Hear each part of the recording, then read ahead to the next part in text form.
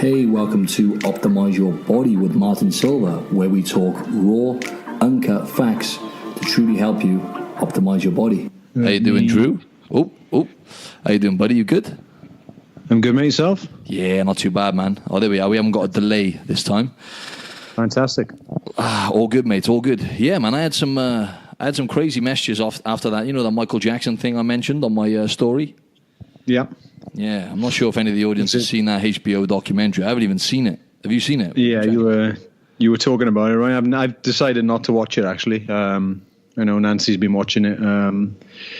I don't know which way to look at it. It doesn't look too good, obviously, with regards to Michael Jackson, from what I'm hearing from clients and obviously loved ones. But you've put something out there recently, right? And it's mixed reviews. Backfired on you? Or just loads of people sent me messages saying, "Oh, you know, it definitely wasn't him," and there was all these statements and stuff they had, and all, you know, like when he was alive and stuff. It's like, obviously when someone's dead, it's obviously it's a lot easier to go at them. But having said that, I mean, you would think, just by, you know, looking into it, just by even without watching the documentary, you would assume like he did it, right? You just assume that with that much power, he took a bit of advantage of him and whatever. But it's a tough one. I'd like to believe he didn't. There's something strange going on. Do you know what I mean? It's just, obviously your vision can be clouded when you hold someone in such high prestige as you did Michael Jackson as an entertainer.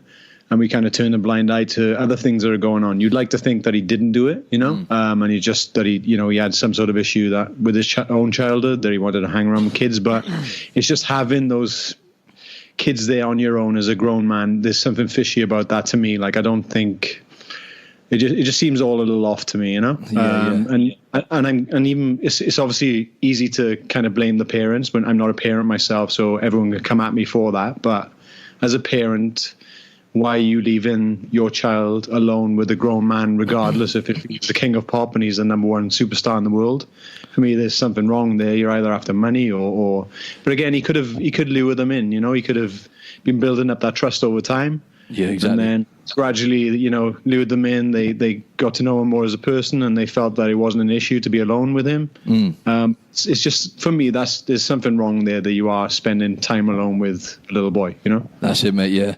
Well, this guy, there's loads of people who messaged me and said he didn't do it, which I was surprised with. I assumed everyone would just, like, agree with me, because especially based on the facts and that. But, yeah, this guy sent me a thing saying, like certain accusers, they swore under oath, basically, that the relationship with Jackson was never inappropriate or whatever. And there was like 50 people or 50 kids who were kids at the time who come forward and said, nope, he never did anything, didn't abuse them. There was nothing at all. Nothing that even relates to anything to do with abuse and stuff, you know what I mean? But at the same time, though, man, you know, those two guys, obviously, they could be after money, but some of the stuff they're saying, like, obviously, when they would go away and stuff together as well, and they would stay in hotels, and apparently he was taking them, like, further and further away from the parents. And stuff. For me, that's a bit strange, you know. That's a little strange for me, because if you have that type of money that he does, and, you know, he's probably going to book out the majority of the hotel, or at least a floor of the hotel. So you'd think the rooms would be pretty much on the same floor, at least, or next door, if you were to separate them. Even then, why are you staying in the same room? Was it overnight with a boy? You know? Yeah, exactly, mate. It's just all a bit weird. You don't stay in the same room as a boy overnight. That's it. Obviously, I'm just throwing things out there. This is what I'm hearing from clients and friends. You're right, mate. If it was anyone else, imagine you knew someone, right? Imagine there's like a guy you knew that you lived by or something, right? And he just had loads of kids in his house, right? And he's just relaxing with kids all the time, right? Automatically, you're just going to assume, you know, what we think he's going to be up to, and like what's going through his mind, isn't it? Like, I hate to say the word, but, you know, the P word. That's what you're going to think, isn't it? You know what I mean? And it's just the bottom line. That's what you're going to assume. It is, but sometimes he could be just a little off. Like, that guy could be a little off, and he just likes, you know, having kids around, and, you know, enjoys the company of kids. Exactly. So sometimes it's wrong for us to assume that things do happen, because we know that we automatically do, though, don't we? Sometimes not guilty. Yeah, we do. And then we look at one documentary, which documentaries tend to be obviously trying to put some sort of notion, bias towards one side. And then we automatically say, yes, they did. It's kind of similar to you.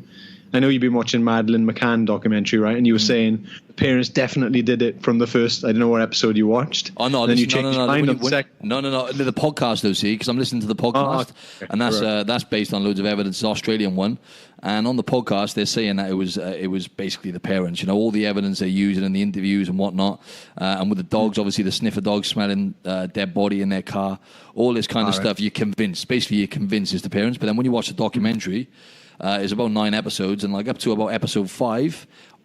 Again, you're thinking it's the parents. You're like, wow, it's too off. It's got to be them. And then it switches, turns on his head. And you have to watch it, mate. It's really interesting. But yeah. And another thing was like the FBI, obviously, investigation with Jackson was like 10 years. And it was a 10-year investigation, an lengthy trial. And obviously, all the evidence found that he was innocent of all these charges. Having said that, though, when you've got that much money and lawyers that good, it's like the R. Kelly thing, isn't it? You know what I mean? It's just all a bit mad, isn't it, really?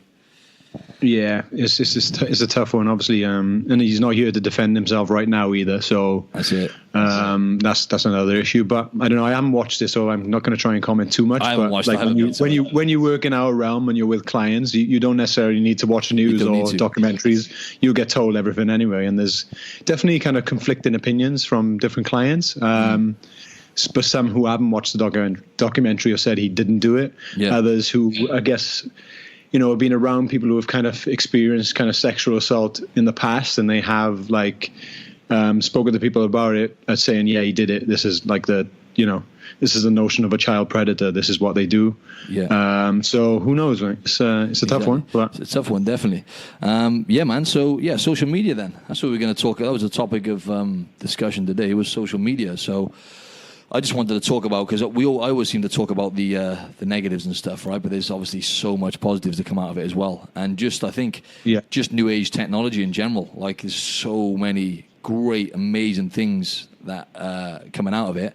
And we're living in an amazing era where we get to witness these rapid advancements of technology, right? And I just think, even over the next, say, 5 years, like, it's just actually mind-blowing with artificial intelligence. All that kind of stuff is really fascinating. So I reckon it'll be good for us to talk about this. But, just some of the positives, Drew, right? Obviously, keeps you connected to everyone, right? You're connected to everyone, you know what I mean? So we're more connected in a sense. Especially living abroad, I guess. That's a massive a plus for like the likes of you and I, because we are away from family and friends, and it's much easier for us. Like, obviously we're doing this on Skype now, and we can just look across from each other, have a good conversation, see each other. Like, we didn't get that 10 years ago. So, and again, you can remain, like, Facebook is, I guess I don't go on Facebook as much anymore, but I do stay in touch with friends from like college and from the past, from school. So yeah, that's a massive positive, mate. 100%. Yeah. I just wanted to say then, because obviously that's a good point. Like, now we're having this conversation, crystal clear conversation now on Skype. People can watch the video, listen to us, and we're catching up as well. And as you say, that's I was going to mention that later down the line, is about staying connected with our families. Obviously, I live in Sydney, you live in New York, our family's in the UK, and obviously the funny thing is my Instagram stories, right? So obviously, as you know, I'm always popping on the story, mate, right? And my mum, I think I mentioned this before, like, if I don't, I think one time, mate, I didn't post a story within like 24 hours, and she was worried. She was messaging me like, "Oh, you okay?" You know what I mean? So like, and it's mad. Like, when I went back home, my cousins, my uncles, they were like, "I feel like I've been seeing you every day because of your story." You know what I mean? So it's crazy. But didn't you have someone meet you in Bali because of that lately? Someone I know, was it Gareth? You met? Yeah. You met Gareth. Yeah, that's madness. That is, mate. You would never have known that, because I haven't spoken to him for years. Like, I think since school, and he was training at a gym I was working at, and without the notion, I keep using that word. Sorry, without using like social media and Instagram. Obviously, he's following me, and he's seen that we've been sharing podcasts and sharing information on our business, and then randomly he's seen you in Bali, right, or a bar or something like that. It's crazy, mate. It's absolutely crazy, man. To bump into a Welsh person. Come up to you, and you've had a good chat over it. He came over to me, and he was just staring at me like I was walking into this restaurant. There was no one in there. That's the mad thing. It was literally him and this guy and me and Kim, right? As we were about to walk in there, he's walking out, and he's just like, when someone's staring at you, and you're like, what's he staring at? You know what I mean? You're just looking back at him like, what? And he just comes over, and he's got this neck brace on. He's like, "Hey, bud," in the Welsh, in the Welsh, he had a neck brace on, Welsh accent, like, he was like, Oh, mate, he was like, "Hey, bud, how you doing?" And he said, "Oh, yeah, I'm Andrew's mate, I am." No, it wasn't that bad, but he was like, "Yeah, I'm Andrew's mate." He said, "I listened to your podcast," and I'm like, "What the hell?" And then I'm thinking, it's crazy, right? It's crazy, mate. That's madness. But yeah. he So said obviously a positive, son. Definitely, mate. Definitely, man. So that's a great positive. You're dishing out good, and again, that comes from us dishing out some decent content on social media, right? We're trying to spread the right message, and he's seen that, he's followed it. Hopefully, he's getting some good advice from it, and obviously the listener as well. So yeah, no, he said it was good in that, but I was chatting to him for about 10-20 minutes. It's crazy, but so we're more connected on a digital level. We're more connected than we've ever been, right? But we'll come to the negatives when it comes to human connection. I think there's something going on there in terms of we're more disconnected than ever. But we'll come to that a bit later down the line. But it's a great tool for learning as well, right, Drew? But I find you've got to siphon out all the, like we always talk about, there's so much terrible information out there, especially within the fitness industry, on social media. There's so much rubbish information on there, but there's so much great stuff you can learn. And I think it's very dangerous though as well with Facebook and Instagram. It's designed to be highly addictive. Okay, so it's like the analogy I heard was a great one. It's like donuts, right? It's hard to have one Krispy Kreme, right? You have a Krispy Kreme, you want to eat another one, right? Well, it's the same. Any processed food, right? It's processed food. Pringles. Once you pop, you can't stop. They put it in the advert for you, and they're telling you that, and you still eat it. So exactly, and it's no different. And that's what I think people need to look at social media like. You go on your Facebook or your Instagram feed. You see a post, and guess what? The algorithm has been set up for you to see what you want to see. So whatever stuff you look at, whatever entertains you, guess what? That's going to come up on your feed. So you go on there, and I waste so much time on a weekly basis. Like, I'm getting better and better, and I'm more aware. But I'll go on social media. Like you said, you wanted to have a week off, right? I definitely need a few days off. I go on social media to put a post up, for example, or put something in my story. Again, something pops up, one of those donuts pop up, I see it, I want another donut. I scroll down, I see something else, I want another donut. You know what I mean? It's the same thing as if you look at it that way, you're just looking through other people's posts. And the good thing is now, because of the people I follow and the information I'm trying to absorb, a lot of the information on there is great information now on my feed. But even so, it's not necessary to scroll when I go on there every time. It's wasting time which could be spent doing more, like you said the other day, more important things, right, Drew? Yeah, of course, man. It's you're definitely spending a lot of time. Obviously we're trying to build content for our online business, and I'm finding that if I have my phone nearby, I'm starting to write like a program, and I'll just randomly just grab my phone.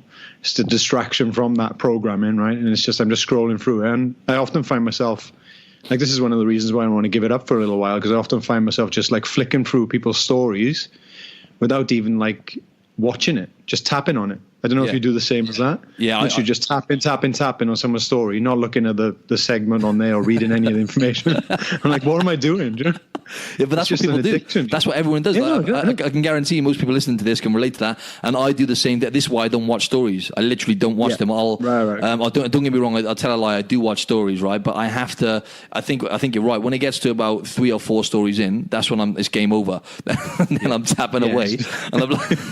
The donuts. Is it really valuing you? It's not valuing you in any way, I think. And coming back to the point that you said earlier, that like obviously you're looking at certain contents of information, and you're finding out some good. You're getting some good content from it. Sorry. Yeah. Justifying it. Exactly, justifying it. You need to really be careful about siphoning out who you want to follow, because I would choose, like, the best way to do it is probably choose maybe 3 to 4 people who are spreading maybe a similar type of message in the fitness industry, and just follow them rather than getting overwhelmed with the content, right? Yep. Because otherwise you're going to end up spending all day on there, and you just scrolling randomly, and it's going to take up some valuable time, and you're going to miss out on life, really. 100%. Yeah, it's so important in terms of who you follow, right? Because for years and years, I followed all sorts of people, and my feed, like I said, the feed was just a waste, really. In terms of the stuff that was coming up on my feed, it was just basically the bodybuilding kind of stuff. But when I was doing bodybuilding, it was just physiques. That's all I was seeing on my thing. You know what I mean? Like, and that's tough as well. And guys. From doing that as well, like if you're following, say, 20, if you're a male or female, whatever, say you're following 20 fitness models who, let's be honest, for the most part, we're displaying our best look when we're looking at our best. We're in a studio, we have good lighting, we're ripped, shredded, we've cut down for the shoot. You rarely kind of see those type of people on a daily basis, right? So it's a bit of a delusion when you're looking at that. You're getting a kind of a poor self-worth, because you're looking at everyone at their best, maybe 20 to 30 pictures during that time, and you're thinking that everyone looks this way. But really, when you go to the gym or you go outside, how many people do you really see on a daily basis that look like that? That's becoming your norm, right? That's exactly it's becoming your norm. That's and then you're looking at your own body and you're thinking, oh my God, I'm not in that type of shape. What's wrong with me? And that's not going to be good for your psyche. And the worrying thing, mate, that etches into your subconscious, right? So like people are aware of this, but they continue to do it because it's so addictive, right? And that molds your brain. It completely changes the way you look and compare yourself to other people. So imagine you walked outside now, right? And everyone looked amazing. You know all those different filters on Instagram? Imagine you walked outside, right, and you had, like, let's just say the X Pro 2 filter on one person, you had the lo-fi on another person. You know, they've modified the contrast, they put all these different, especially the models and or so-called models, right, with millions of followers. Mate, they are modifying the shit out of those photos. Oh, it's crazy. You've seen people. Mate, you've seen people take pictures. You see them. Pictures they take at one time, and then I've literally watched people maybe for an hour sit at a table or a restaurant or something like that, and they've been taking selfies for an hour. Not 100%. Communicating with anyone else at that time. That's it. So they've said they spent an hour taking the selfies. They spend another hour modifying it with the filters, right? So like, it's just not real life. And then people are, social comparisons. We naturally, we're kind of programmed to compare ourselves to other people anyway. It's an evolutionary thing, right? It's like for health or whatever it is. But when you're doing it on social media, it's just literally any insecurities you have about yourself, it's just cementing them in. But talking a bit more about the positives as well, in terms of, it's a great tool to learn, right? So if you want to, Instagram is very good as well. But, you got the likes of YouTube and podcasts, all these different platforms now. And I think some of the great things that have happened, for example, like, there's been murder cases solved and all sorts now, just because of online information. For example, there's this podcast, I think it's the #1 podcast in the world now. It's called Teacher's Pet. Have you heard about that? Okay. I haven't, no. Yeah, it's out here in Australia. Yeah, I need to listen to him. I'm getting really into this crime stuff now. I need to listen to this one. But basically, mate, there's a guy over in North Sydney, and back in the 80s, I don't know the full story, but I know he murdered someone. Maybe he murdered more than one person. But the bottom line is, through this podcast, they ended up finding out they had evidence, and they ended up arresting him. He's now in his 70s, and he's going to be going to prison. So because of the podcast, and there's loads of stuff that happened online, in terms of people who end up. Something happens to them or something, and poor people in countries get funded for certain things, and charities, all this kind of stuff. It's great for raising awareness, I guess, is what I'm trying to say, right? For certain causes, and and that can be obviously I know I don't want to be negative about everything, but raising awareness is massive and is fundamental for making the world a better place. We know that, but also sometimes when we raise an awareness about the wrong things, especially through social media, it gives people ideas to do things in a negative way, such as, like, obviously there's been a spate of shootings. Obviously the recent one in New Zealand, right, is obviously terrible, close to heart for you. Is that giving someone, when that's being spread and somebody's recording that live, and then someone seeing that in like a, someone who 10, 20 years ago probably wouldn't have even imagined getting any information about the stuff that was going on in the world. They are then looking at that video and they're thinking, well, my life's pretty shit. They believe in kind of propaganda on the news and things like that, and they feel, right, I'm going to do a shooting like this, and I'm going to up this guy, and I'm going to do one better than him. I'm going to record it, put it live like a video game, and that's where it can be used negatively, right? So we've got to be very when we raise awareness and why. Yeah, mate, I tell you what, that's a good point, and I'm not going to go too much into the details of that, but I haven't watched it myself. Absolutely. No, I wouldn't watch it either. But it was on Facebook Live. One of my clients said someone showed it him on Snapchat or whatever, and just absolutely horrendous, mate. How, like, he had a GoPro and actually, mate, and that's obviously one of the things that is, it's just pros and cons, man. It's like it can be dangerously detrimental, or it can be, it can be extremely powerful and useful, and go on. As you said, it can be raised, funds can be raised for certain disasters around the world, and, exactly help people who've gone through that. And obviously what we are doing with health and nutrition, so there are a lot of positive aspects that that can be taken from it. Let's hope that we come out of this and the world is a better place from using social media, not a worse place. Definitely, and I think it is a massive experiment, though, right? So, there's, like we said, there's especially with kids and stuff. You know? Oh, 100%. And because people are more connected now, like I wish we had some examples of great things that have happened in terms of, people being cured from certain things, people being found. Like there's been people who have gone missing, have been found thanks to social media, all these amazing things. But then at the same time, it's like Sal says, right? Sal from Mind Pump, he says it's like the processed food of our generation, as we alluded to earlier on, right? Because, it's a big experiment. It's like, what was it, like 40, 50 years ago when all this processed rubbish food came on the scene? All these processed cereals, refined sugars, saturated fats, processed meats, whatever it is, low fat, the low fat craze, which, ended up pumping people full of artificial stuff and more sugar, and which was obviously a big contributor to obesity, and it's the reason, one of the main drivers as to why we're facing an obesity epidemic and an epidemic of chronic illness also is because of that processed food. But it's a similar thing with social media. 100% what Sal says is true, because social media comes out, Facebook came out, God knows when it was, 10, 11 years ago when I started using it anyway. And great, we're more connected, we're messaging people, we're in touch with people.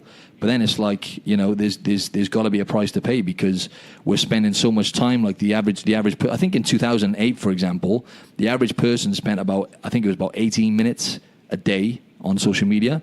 2015, 2 hours and 48 minutes. It's highly addictive.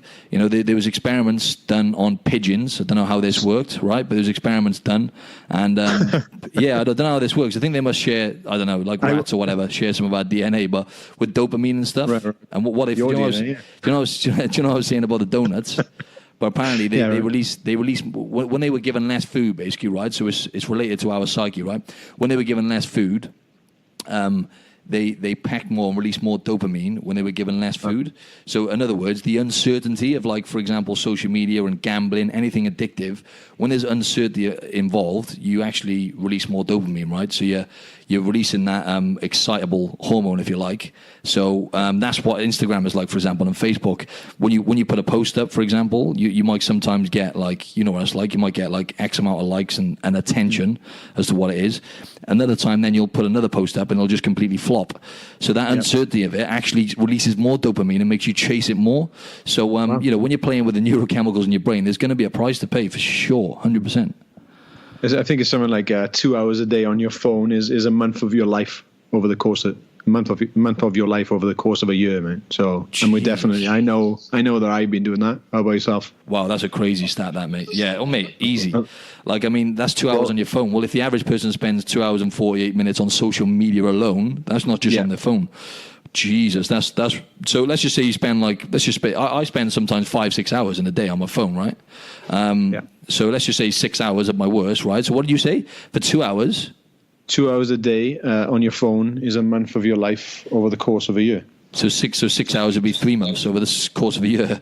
So 6 hours means I'm spending a quarter of my year on my phone. Oh my God! Yeah, mate, which is also taking you away from that. It's also taking you away from that moment, like that moment when you're with someone, or your just life, basically, isn't it? Like when you spend scrolling through your phone, you're not really looking around and observing what's going on and being with nature or whatever. Obviously I'm in New York. I have lots of things to look at. You're living a beach life at the moment. You're in a city where you have a nice beach by you, and your phone is probably a distraction taking you away from that calming moment at the beach, or when you're going for a nice walk. So it's all relevant. That present moment. 100%, man. If you, it's a great stat you put there. Let's just say, because I know a lot of people spend 6 hours is drastic, right? But obviously I don't have obviously it's different. We're with clients, we're off our phones, right? And then when we're back on them, people in work sometimes don't really get a chance to look at their phone as much or whatever it is. But let's just say, at the worst, people spend 6 hours a day on their phone.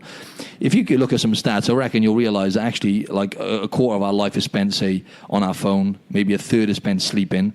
Like, it's literally taken over, if you're not careful. And like I said, I've said to people before, you can actually do it in your settings now. You can check your usage, which is very interesting, and how much time you spend on social media and whatnot. There's also an app called Moment, which I use as well, and look at that sometimes as well. Tells you how much time you're spending on there and productivity and whatnot.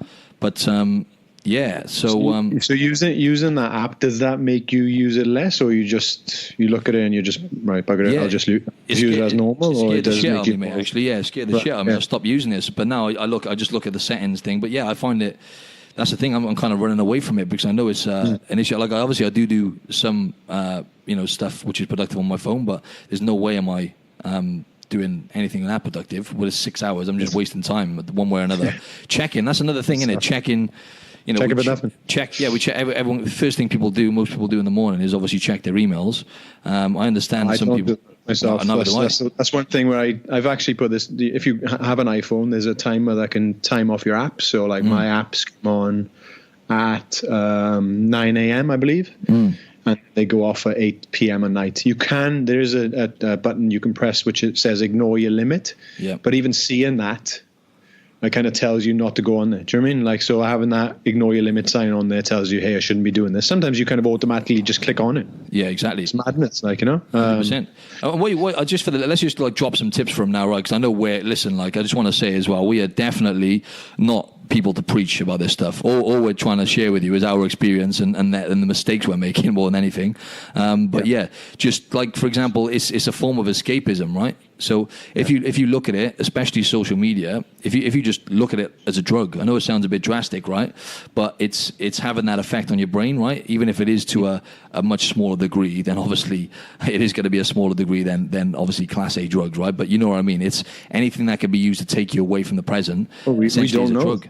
We don't know that. That's like, we haven't come out of it yet, so who knows how, you see the way it's affecting kids at the moment, right? So exactly, social skills are definitely on the decrease. 100%. They barely talk.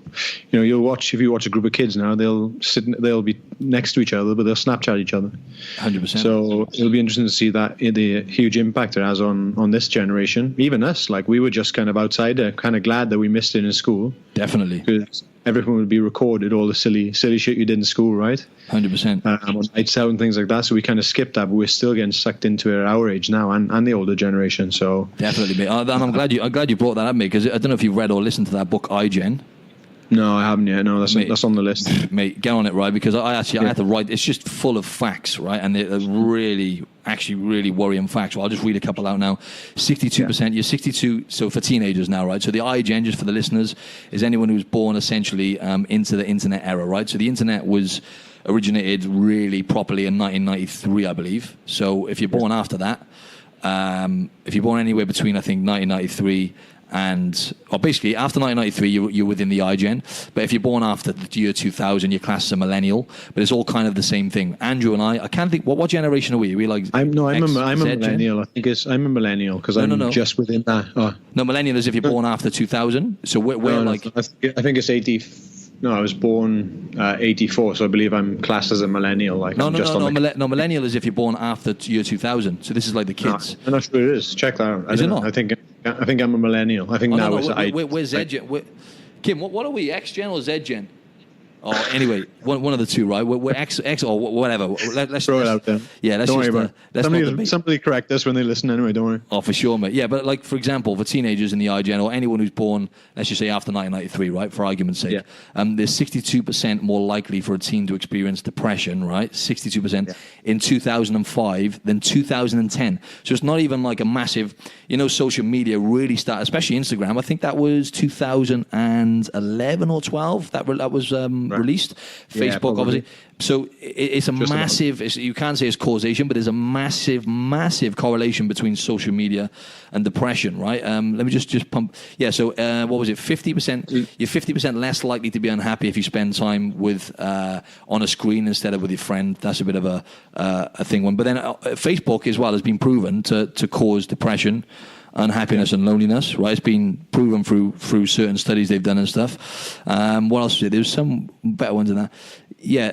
What's the other one now? Between 1995 and 2012. Yeah, that's it. Mental illness, basically. Mental health illness in teens exploded. Suicides as well, right? 100%, mate. Suicide rate has increased as well. Definitely, mate. It exploded past year 2011. So that's basically when Instagram came on the scene, right? Average teen picks their phone up about 80 times per day. 80 times. The average teen picks their phone up. So obviously there's going to be a price to pay anyway. So with teenagers, and obviously we know that the teens and kids are on social media more now. So that's probably deflecting from them going outside and doing like other activities and moving and things like that. So we know that the less we move and the less we exercise, there's a higher bout of depression anyway. So there's got to be some sort of link between the two there. 100%.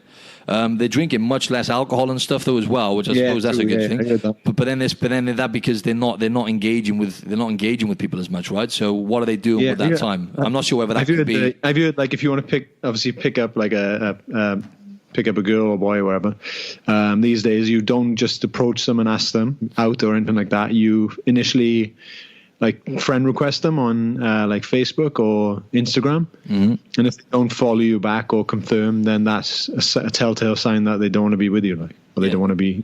That's basically crazy, what it means. It's bonkers, isn't it? Yeah, and I think about a third, apparently at least a third of the dating leading up to dating someone is done via social media and text. Right. Not even text, like social media and WhatsApp, sliding in the DMs. What do you do when you go out on a date then? You just don't talk. You I know. You got nothing to say. You Snapchat each other. Sit there on your phone taking selfies. And the perfect filter and saying you're having a great time, right? Exactly. You've seen that on a night out though, when people are you see people sat down, not talking to each other for forever, like taking pictures of each other. 100%. And they then post on social media about, I'm having the best night with the girls, or, it's like, no, you're not. Like, crazy. It's crazy, isn't it? Or my pet hate is concerts as well, when people record the whole concert. When you're at a concert and they probably record like an hour and a half of it. I know, and they're literally just like filming it, and they're not even there. And it looks not even present on social media as well. It looks terrible. It looks awful. But yeah, just how can we kind of right? So just like talking about building a business as well. Obviously, that's what our goals are now. And I just want to explain to the listeners, there's a difference between getting attention and building a business, right? Getting attention is a lot easier, especially on Instagram. We were talking about the filters and whatnot. And that's basically what I got sucked into. So I was doing the modeling stuff, and then I started, obviously posting a lot of the modeling pictures, trying to build up I was trying to, get some work as a model essentially, and posting pictures, fitness modeling ones, half naked and whatnot. Blew up my following. But then when it comes to actually then, over the last few months, Andrew and I, well, longer than that, we've been putting out good content and trying to get traction and engagement, obviously with this podcast as well. It's a different story. So don't ever get deceived. Like I've got like 50,000 followers or whatever, but that doesn't mean shit, because the engagement I'm getting good engagement. But if you look at like the percentage of people I'm getting engagement with, because a lot of those people I'm losing a lot of followers now, as I mentioned before, but most of those are dropping off, I assume, from me not posting as much, half naked stuff. And I'm sure you can relate to this, and when it comes to getting attention on Instagram.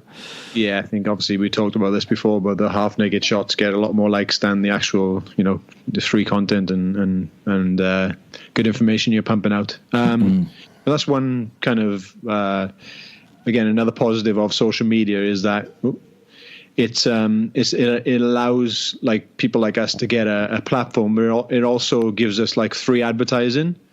Like we haven't alluded to this, so like we are getting the chance to put out content without paying someone. Like maybe years ago, you would probably have to pay like a team to do this for us, right? So 100%, we'd have to write something out. They'd have to pop it up on computer, print it out, advertise it somewhere, put it online.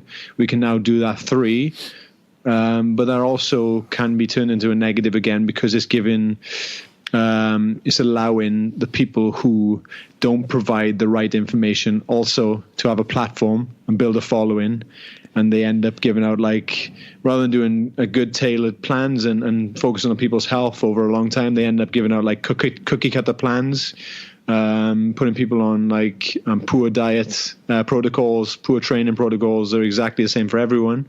So, it's interesting to see what side that people follow. Do they follow the people putting out that good content, valuable information, or do they follow people who have like a huge following that aren't necessarily looking out for them as a person? They're just taking advantage, right? Exactly. And, a lot of people giving out plans and stuff, and these cookie cutter style plans, as you said, like they've never coached anyone either. Yeah, so like, right. They don't really know how to program, essentially. It's like they're giving out workout. But again, not to go negative again, I wanted to say something positive about the podcast. No, sorry, man. It was positive. No, I was going to go. No, it was. I was going to go. You are right. Yeah. No, I was going to say that. No. I told you that earlier. I'm all negative today. So you did say that, didn't you? No, I was going to say about the podcast. So now, for example, if you wanted to do this 10 years ago, it's essentially a radio station. That's what we're running now. We're running our own radio station. It's the new age radio, right? That's what podcasts are. So like he's got his mic, I've got my mic. I paid $100 for this or whatever I paid for it. I've got Skype recording, and I paid $60 for a video recorder. Boom, I'm recording the podcast. So it's everyone's got a voice. So obviously that can be good and bad, right? Like Andrew was saying then. But again, to talk about the positives, we're here and we're giving this information out with nothing but a microphone and Skype. Same goes for YouTube. If you wanted to start up like a media company like 10, 15 years ago, it's going to cost you an arm and a leg to get all that equipment and stuff and get that to actually get a platform to distribute that to people. It will cost you a fortune.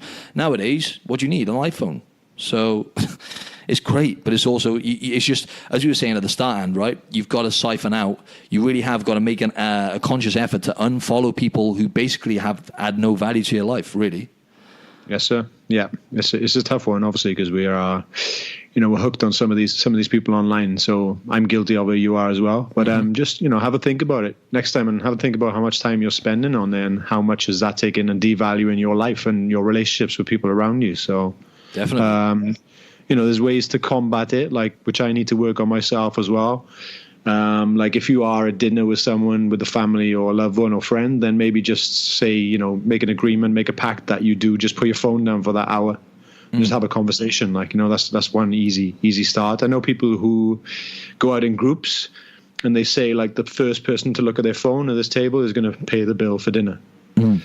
So yeah, that's that stops people. That's a good chance. Can't even speak. Sorry, Martin. No, that's all good. I know what you're trying to say. That's a nice thing to do, Definitely. You can maybe try I go for a walk with my dog, like quite often without my phone, so I can just be in the moment with him. Do you know what I mean? Yep. We gaze into each other's eyes and hold hands on the walk, so which is nice. Yep. And you didn't get that. And one day we. No, I was looking at something, and I was like, "Can you see me on the video? Sure. Yeah, can you see me on the video? Yeah, cool. Yeah, go on."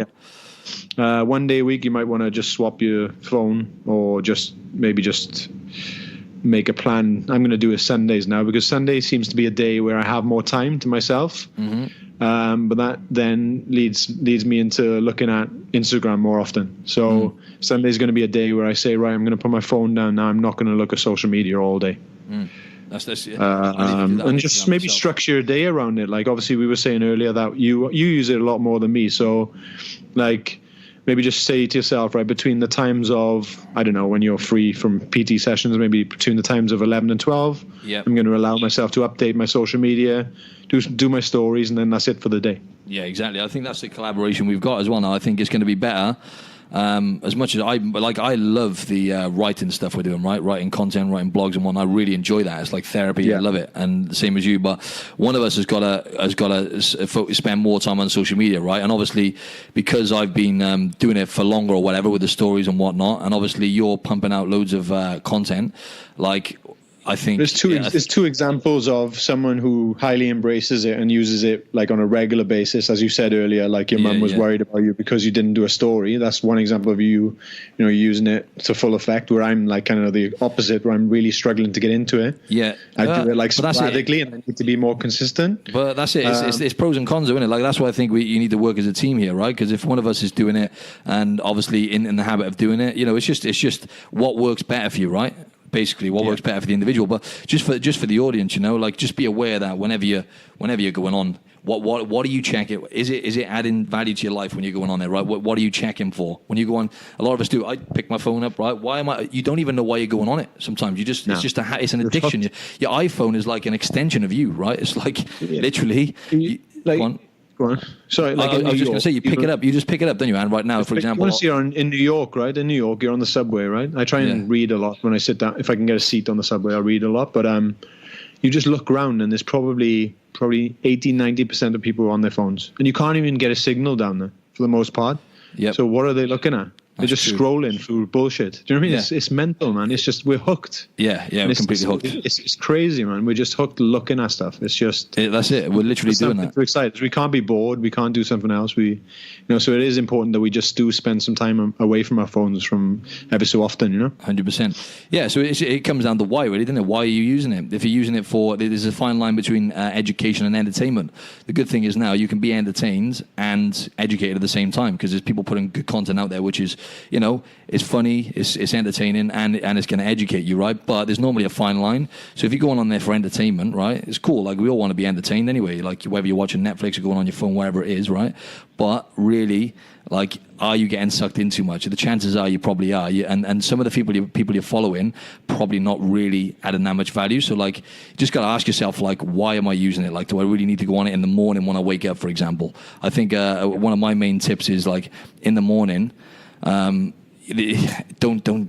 go straight on your phone. Just get up, like, have a shower, do what you got to do. Like, obviously, whatever your thing is. For me, obviously, I get up, do some stretches and whatnot, have my my hot water and lemon and salt or whatever, and then I'll go on my phone once I've served myself, essentially. So, like, I like to look after myself a little bit first before because essentially you're putting your mind in that stress state. Whether you realize it or not, you're going to release cortisol and whatnot when you go on your phone. Obviously, dopamine as well. So straight away, you're kind of changing the way you're thinking about things, process, essentially. Right? Yeah, your thought process. Your thought process for the day. If you're looking at emails or you're looking at Instagram or whatever, regardless of, it could be the most positive post, some of the most positive posts you see, but there's going to be something on there that pisses you off and sets you up for the day in the wrong fashion.